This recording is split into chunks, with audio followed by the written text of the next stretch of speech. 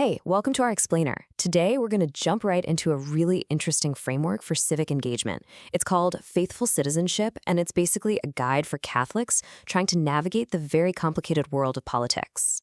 So let's kick things off with a huge question, one that you hear all the time and sparks a ton of debate. Should faith and politics even be in the same room together?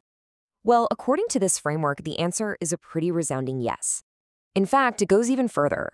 It says participating in public life isn't just a right people have, it's actually a moral duty. But here's the thing, and this is super important. This is not about telling people which party to vote for. Not at all. Instead, it's about building a framework, kind of like a toolkit, for making moral and ethical choices in the public square. So let's break down what that toolkit looks like. All right, so first up, what's this call to participate all about? This part really gets into the why there's a moral obligation to get involved in the first place. And what's really fascinating here is the reasoning behind it. The guide frames it like this. Shaping the moral character of society isn't just, a nice civic thing to do. It's seen as a core requirement of the faith itself, a direct part of the church's overall mission. And this isn't something that's just for priests or bishops. The framework is super clear that responsible citizenship is a virtue for everybody, and that getting involved in political life is a moral duty for everyday people. It's everyone's job. Okay, so if you're supposed to get involved, how do you even begin to make decisions? Well, that leads us right to the second big piece of the framework, the 4 moral pillars. Think of these as the ultimate moral compass. These 4 core ideas are kind of the foundation for every political decision.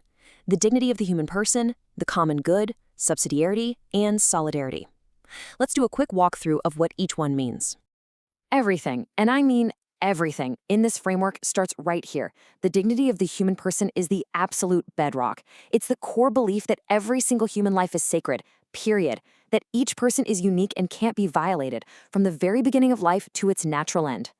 All right, next up, we've got the common good.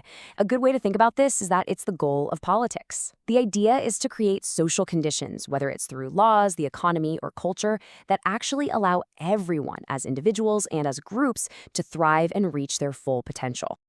Then there's this really interesting principle called subsidiarity.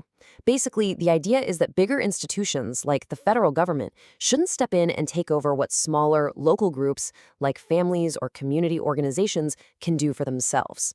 The only exception is if those smaller groups just can't handle a crucial need on their own. And finally, pillar number 4 is solidarity. This one's all about the idea that, hey, we're all in this together. We're one human family, no matter our nationality, race, or how much money we have. It calls for a real commitment to the well-being of everyone, especially the poor and the vulnerable. Okay, so we've got these 4 big, powerful ideas. But how do you actually use them when you're looking at a specific issue or a candidate? That's where our third section comes in, forming a moral conscience. The main tool for this job is what's called a well-formed conscience. And look, this isn't just about following your gut. It's described as a judgment of reason, using your intellect to see the moral truth in a situation. And getting there, that's seen as a lifelong project. So how do you go about forming that conscience? Well, the guide suggests 4 key steps. First, you have to be genuinely open to truth. Second, you study up on scripture and church teachings. Third, you do your homework, examine the actual facts of a situation. And fourth, you take time for prayerful reflection to figure out the right way to go. Now hold on, because the framework makes a really important distinction here.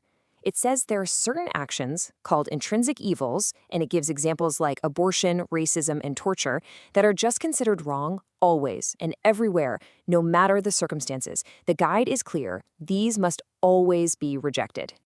But this is where things get tricky. The guide points out 2 big temptations to avoid. On one hand, you've got moral equivalence, basically acting like all issues have the same moral weight. And on the other hand, there's the temptation to use one major issue as an excuse to just ignore all the other serious threats to human dignity. The goal is to find that careful, principled balance.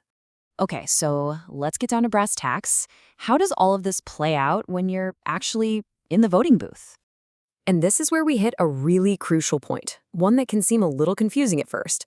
The framework says a Catholic should not be a single-issue voter. You have to consider a whole range of issues.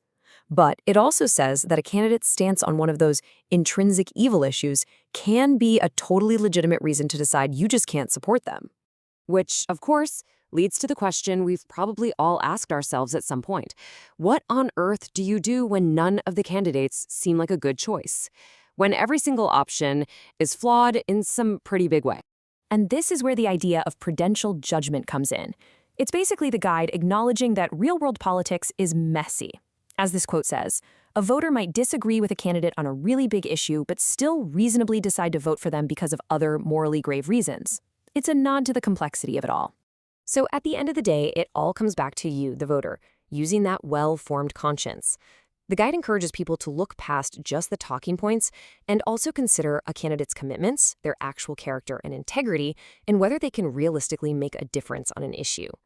So what's the big picture here? What's the whole point of this faithful citizenship framework? Well, the goal is to encourage a kind of politics that's centered on moral principles, on protecting human dignity, and working for the common good of everybody, not just blindly following a party line or voting for what's best for yourself. And that leaves us with one final big question to chew on, no matter what your personal beliefs are. How might our politics change if more of us approached it with a consistent moral framework, whether it's religious or secular? That's definitely something to think about. Thanks so much for joining this explainer.